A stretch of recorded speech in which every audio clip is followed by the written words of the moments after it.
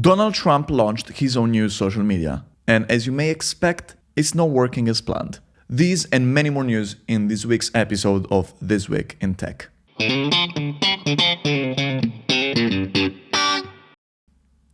So welcome to this week's episode of This Week in Tech. There's a lot of different things that we're going to talk about today.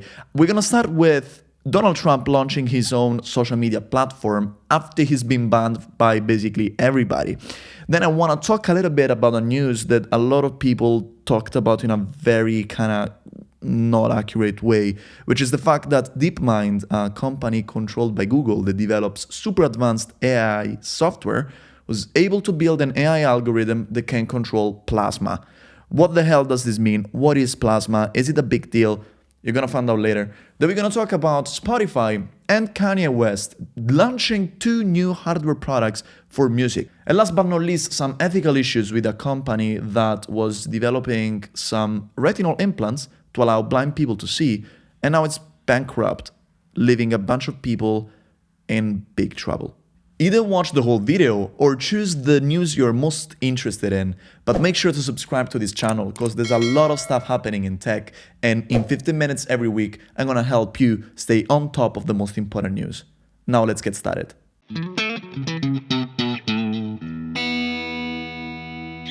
So Donald Trump this week launched his own social media app, which is called Truth, and it's basically a copycat of Twitter.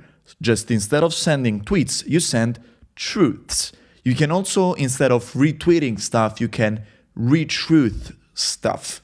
So it's literally a copycat of Twitter. The problem is that Donald Trump has been banned from Twitter, from Facebook, from virtually any sort of social media, so he cannot tweet anymore. So now he needs to truth on his own platform, which is kind of weird. It sounds very off. The app launched on Monday this week. It went right on the top of the App Store, even though people are experiencing a lot of technical problems.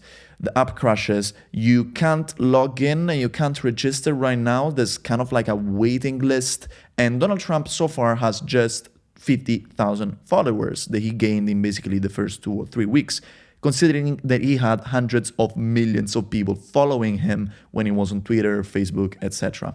I think there's a lot of interesting things to talk about right now. The first one is about tech, just the tech aspect of this. Social media platforms are something very complex. Like Facebook has thousands of engineers, Twitter as well. Donald Trump was able to basically pull off a social media app from scratch by leveraging open source software. Specifically, he used a software called Mastodon, which is kind of like an open source Twitter, basically. Everybody can take it and build his own social media.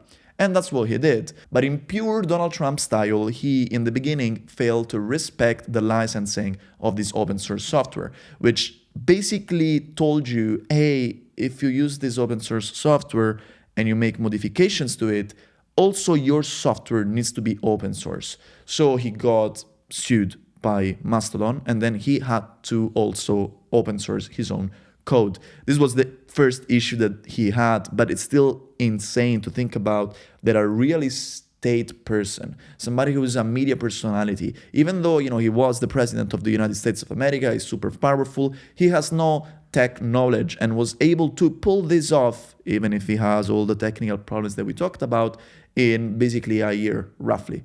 It's pretty crazy, and that really speaks to the power of open source. The second interesting thing that we need to talk about is what is going to happen now. So Donald Trump was banned by Twitter, Facebook for a reason, because of the Capitol riots. He was basically accused of being somebody that was pushing these things and spreading misinformation and all the stuff, and so he got banned. Now, if he has his own social media, he can do basically whatever he wants there. And the reason why is that all the regulations of these social media companies today are kind of self-imposed. Facebook decides what to do, Twitter decides what to do, and then sometimes the governments kind of put their feet into the ground and say, hey, this thing is not okay, change it. But there's not precise regulation from above that forces these social media companies to do specific things about fake news, for instance. So technically, now that Donald Trump has his own app, which is, again, it's called Truth, he can basically say whatever he wants on that app, even if it's not true. So he can basically truth some non-true things. It sounds super weird, but that's exactly what he can do. But basically every government now has to come up with some of their own regulations if they want also his own social media app, Truth, to stand to some standards, I guess. So my prediction is that we're going to see some pretty crazy stuff happening in the near future, but this is probably going to be the excuse for governments to actually enforce some regulations that they're going to be applied across all different social media apps. So let's see what's going to happen.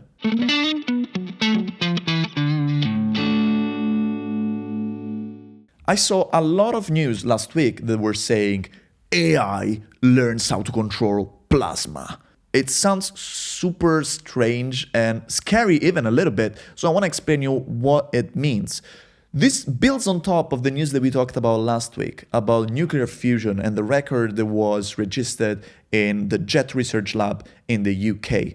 Watch that video, I'm gonna link it below if you wanna know more about nuclear fusion. But what you need to know is that in order to have nuclear fusion, you need to heat up some molecules up to 100 million degrees. Matter at these temperatures enters the fourth state. You have solid, like ice. If you warm up ice, you get liquids, so water. If you warm up water, you get steam, so a gas. And if you keep warming it up until hundreds of millions of degrees, you get plasma, where basically the nucleus of the atoms and the electrons exist in some sort of primordial soup. So obviously there's no material that can stand 100 million degrees. So in these big donuts called tokamak, you have this plasma that is constantly spinning and doesn't have to touch the border of the donut. Now, how do you keep the plasma in place? Well, you use some magnets. These magnets, imagine that the plasma is about to touch the material of the outside, destroying everything basically. These magnets will pull it off and bring it towards the center. Now, Deepmind did something pretty cool. They built an AI algorithm that works exactly like the algorithms that play video games. And they told this algorithm, hey, there's a new game for you now. You need to keep this plasma in the center by tweaking the magnetic field of these giant bobbins that are on the outside of the donut. If you're good, if you keep the plasma in the center of the donuts without touching anything, you get some points. And this is what this AI algorithm learned how to do. Now, the interesting thing is that the scientists that were working on this project said that they were amazed by how good this AI was. And this enables them to push even further this technology to reach even higher temperatures, knowing that the AI algorithm is there controlling everything and making sure that the whole thing basically doesn't explode. If you're scared about, oh my God, what does it mean that AI can control plasma? Well, this is just a piece of software. This is some code that does one single thing, controls the plasma inside this donut called a tokamak. But this algorithm doesn't do anything else. It cannot speak, it cannot see, it cannot walk. It's nothing close to general AI. It's one application, very complex and very useful and very cool, that does one single thing. So if you read some news about AI can now control plasma, yes, AI can control plasma and nothing else. That's a single application.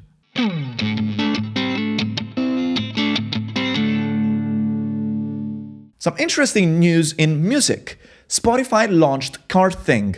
Seriously, that's the name. It's called Car Thing.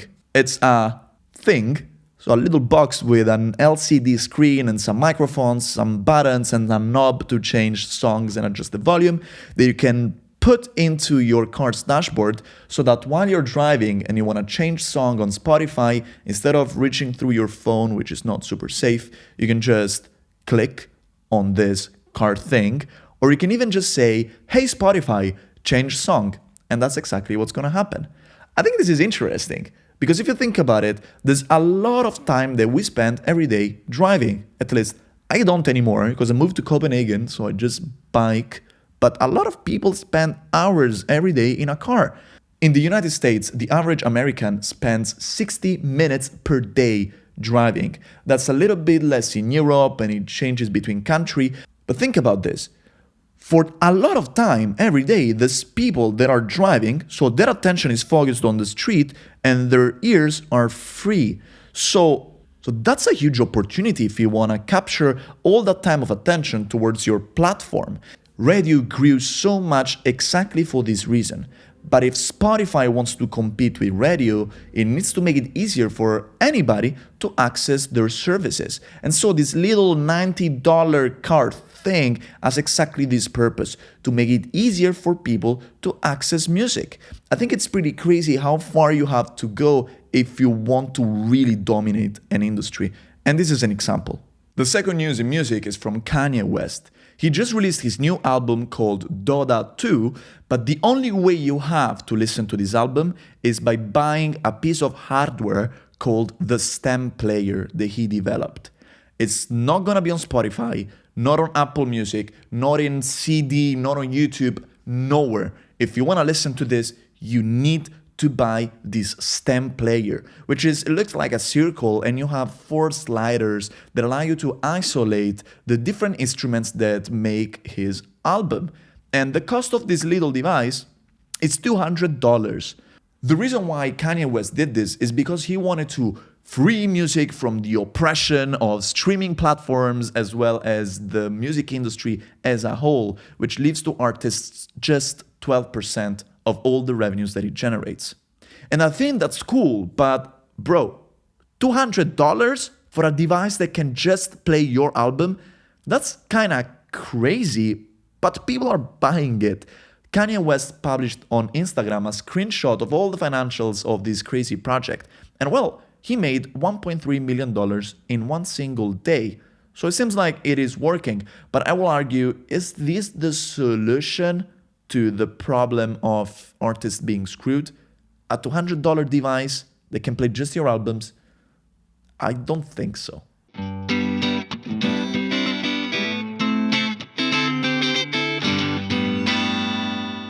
The last news of the week is a little bit sad. It's about a company called Second Sight that developed a technology to allow blind people to see. This company started off when an engineer figured out that by sending some electrical signals to somebody's retina, these people would see little spots of light. And so this engineer thought, well, if I have 60 different spots of electricity, I can create a grid of 60 different spots of light and enable somebody who is completely blind to see a very low resolution, black and white version of the world that maybe it's enough to navigate the world though. And this system worked. They had a few hundred customers who were completely blind, and thanks to this new installation, they were able to navigate the world, which I will argue is pretty good for these people. It's a life changer. Now, the problem is that this technology, even though it was really helpful for some, was really expensive. It could cost up to $500,000 to get the device getting installed, get all the help that you need from hospitals, etc. And the company couldn't sustain these costs, so it went bankrupt. Now, a lot of companies go bankrupt every year. That's the free market, that's how it is. But the question is, what about these people now? These people have, in their eyes, a device built by a company that does not exist anymore. They're obviously freaking out. One of these people had to do an MRI scan to check if he had cancer in his brain. And the problem is that this device is inside his eyes.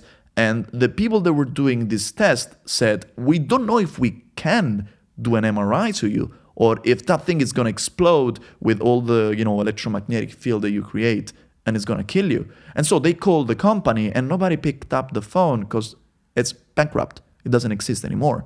And I think this raises a lot of ethical questions. Technology is amazing. I love technology. That's why I do what I do. But sometimes I wonder whether the best approach to develop technology is what we have today. So today, the way that we develop technology is mostly in a capitalistic way. So you have a company, you sell a product, and whether that's a phone or that's something that people's lives depend on, and if you make money, good, you keep making it. If you don't make money, you fail. I think we should question whether this is the right approach when we are developing technology that people's lives depend on? This is a big question. I don't know what's the answer for this. Maybe this kind of tech should be built by governments. Maybe these kind of companies should have some pact, some kind of deal with governments so that they can keep going and keep offering service. I don't know. But I think for everybody that builds technology, this should make them think, about what happens if I fail, not just for myself, but for the people that are using my product. And maybe if you're developing tech for healthcare, their life depends on my work.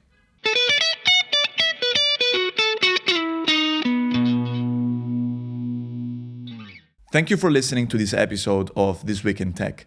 If you found this episode valuable, subscribe to my channel and consider sending this to your friend so that everybody can understand more deeply what is happening in technology and how it can impact our society.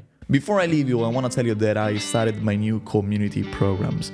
In these community programs, you're going to get access not just to these videos, as well as all the research links that I had to read to know about this news, but you're also gonna get access to bi-weekly deep dives. These are 1.5 hour sessions that I do on Zoom where people can come in, listen to me speaking for 45 minutes about the most important topics in tech. I usually take just one, really dissect into the most important things and explain it well for 45 minutes, and then we participate in a conversation when together we try to understand how this new technology or this new trend is going to impact society. I'm going to leave the link so that you can check out more information and join it if you want. I'll see you next week. Ciao.